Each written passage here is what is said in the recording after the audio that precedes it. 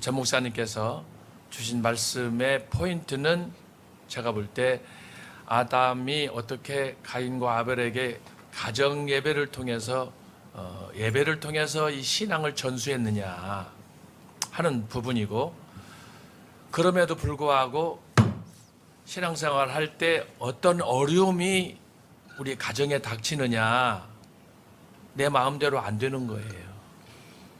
부부간에도 우리가 지난 시간에 선악과와 생명나무를 통해서 우리가 살피면서 제가 드렸던 말씀이 뭐냐, 우리의 삶 속에는 매 순간이 선택이라고 말씀을 드렸어요.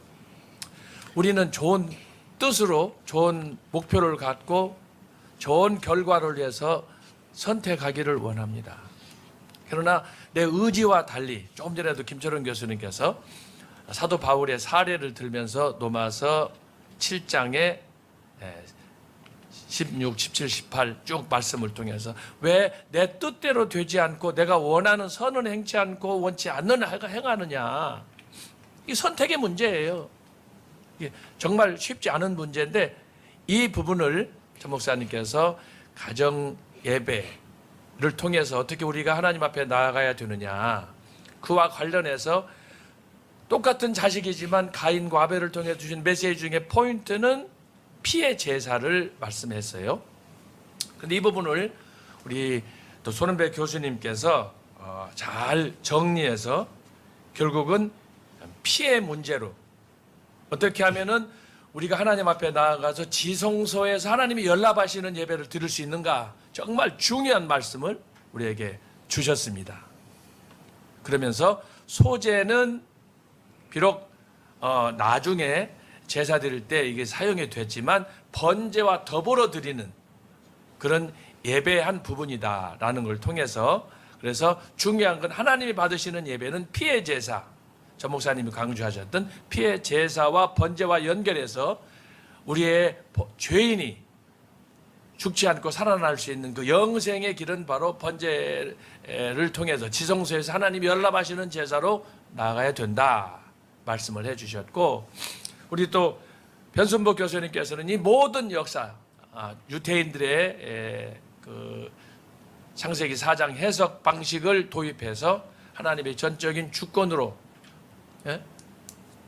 이것은 이제 로마서 9장에서도 토기장의 비유를 통해서도 나타나지만, 하나님께서 창조하신 대로 그분이 원하는 대로 모든 것을 따를 수밖에 없다. 그래서 하나님은 가인은 버리고 아벨은 선택하는 거예요. 이 원리가 창세기 25장에서 야곱, 소위 이삭의 두 아들들 가인, 여기 에서와 야곱을 통해서도 나타나지 않습니까? 그런 상황인데, 오늘 이 부분은 우리 또 변수부 교수님께서 하나님의 주권 사상과 관련해서 유대적인 전통을, 또 특별히 창세기 4장에서 가인과 아벨을 해석하시면서 적용을 해 주셨습니다. 그리고 흥미롭게도 우리 또 김철원 교수님께서는 이 창세기 4장과 관련해서 창세기를 비롯한 마태복음과 누가복음에 나타난 족보를 통해서 바로 이것을 성경신학적으로 해석해 주셨습니다.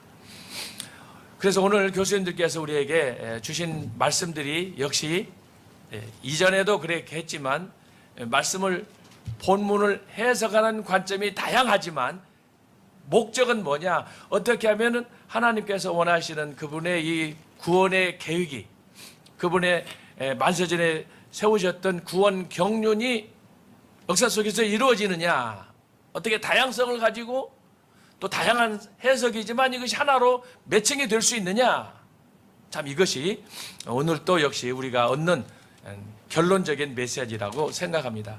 오늘 시간이 많이 갔는데 오늘 이 말씀을 통해서 어떻게 우리가 삶 속에서 적용해야 되느냐, 두 가지만 제가 말씀을 드리려고 합니다.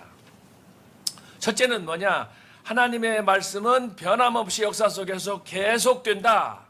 다시 한번 도표를 부탁드립니다. 도표, 하나님께로 나아가는 길, 도표 보시면, 자, 이 도표 가운데 어디를 주목해야 되느냐면은 제단 위에 아벨 제단, 아벨에 계부하고 거기에 전 목사님께서 생명나무라 이렇게 찍었습니다. 그 끝은 무엇입니까? 하늘의 성이에요.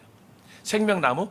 반대로 제단 아래 보면 가인의 계보가 나오는데 여기에는 또 선악과 이렇게 해서 마지막은 땅의 성, 멸망성, 바벨탑 이렇게 정리가 되어 있습니다. 이 말씀은 무슨 뜻이냐 그러면 창세기 3장에서 선악과와 생명나무, 창세기 4장에서 역시 가인과 아벨을 통해서 나타나는 계보의 확장성.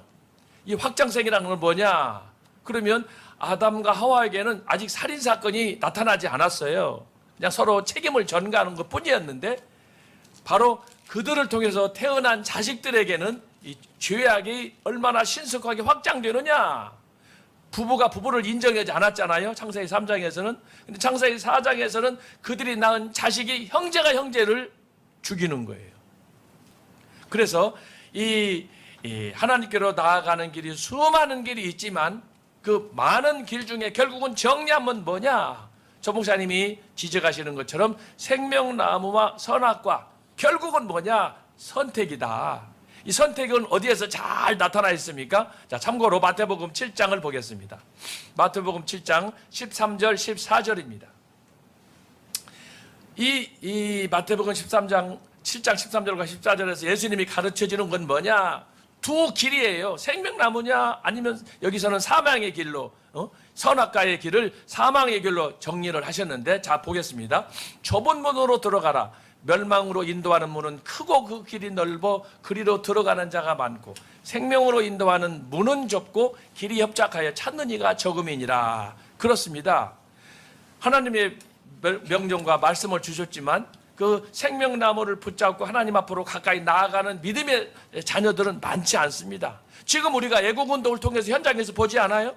그렇게 3년여 기간 동안 매 시간 성령의 나타남을 통해서 해외 여행을 하면서 집회를 하면서 지금도 이 순간에 지금 오늘 또 충청남도 충청북도에서 청주에서 또 천안에서 어제는 강원도 원주에서 춘천에서 집회를 하고 그러는데 이런 메시지들이 계속해서 퍼지고 가르쳐지고 깨우쳐지고 있지만 듣는 사람이 적은 거예요.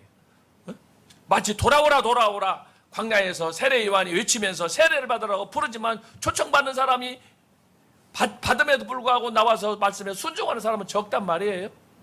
그래서 오늘 이 말씀 보면은 바로 이 예수님께서 좁은 문으로 들어가기 힘쓰라 말씀하시고 생명으로 인도하는 문은 좁고 길이 협착하여 찾는 이가 적다 이렇게 말씀하셨는데, 오늘 창세기 4장을 통해서 지난 시간에 3장을 통해서 말씀을 연결해 보면 결국은 이 죽음의 길이 얼마나 우리에게 심각한가.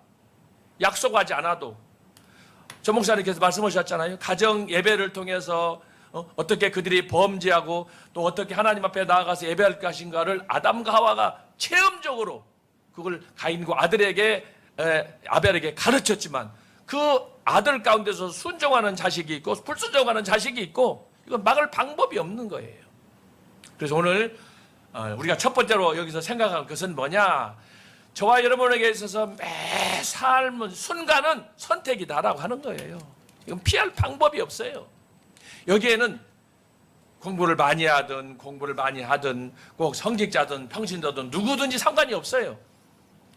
모든 사람은 삶의 선택의 순간에 직면해 있어요.